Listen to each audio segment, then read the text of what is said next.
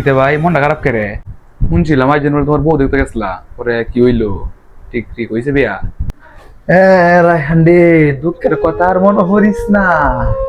কে রে ভাই কি হইলো? শুনছি তোমরা পছন্দ হয়েছে আর অনেক তোমরা পছন্দ হচ্ছে, ডেট তুমি ঠিক করতে গেছিলা, হঠাৎ করে কি হয়ে গেল আবার? আরে ভাই পছন্দ তো হয়েছে ওই আজকে এবার রেস্টুরেন্টও দেখার কথা আছে।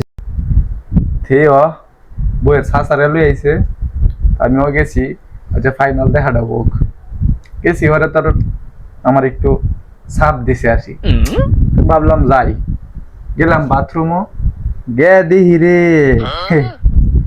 দুঃখের কথা রে, কোন খাইলার ফুতে মুলার তরকারি খাইছে মনো, খায়া মহিলাদের তোর বাথরুম মনে কমোড বই তো হাসছে না ঠিক মতো, মই ছাইরা দিছে বাথরুম বাথরুম একটা বই রাখছে।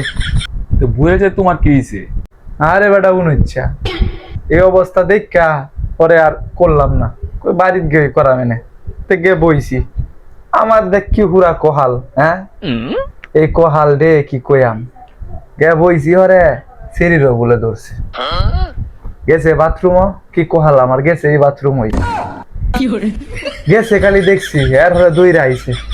আর আমার ইমে এমন গ্যার দইরা চাইছে রে, আমি তো মনে মনে কিছুটা বলছি চাষারে কয়ও এই স্যাররে কি বে হতাম, আর তো কোনো কন্ট্রোলই নাই গা, এরে বে হলে জীবন বাঁচবো লইয়া টাইনা টুইনা সেরি চাষারে লই গেছে গা। আমি তো ডাকতাছি, আচ্ছা বে হলে হল না হলে নাই, কথাটা তো উইনা যাই, কাম দাদা আমি করছি না, এই কথাটা তো উইনা যাইছো, সে একটা সরম হাইলাম বেজা পাইঙ্গা গেছে গা, ইন্দাতে কোনো কষ্ট নাই, এই সরমটার কারণে মানে কষ্ট লাগতেছে। কোন কাইরিলার হতে একাপটা করলো রে।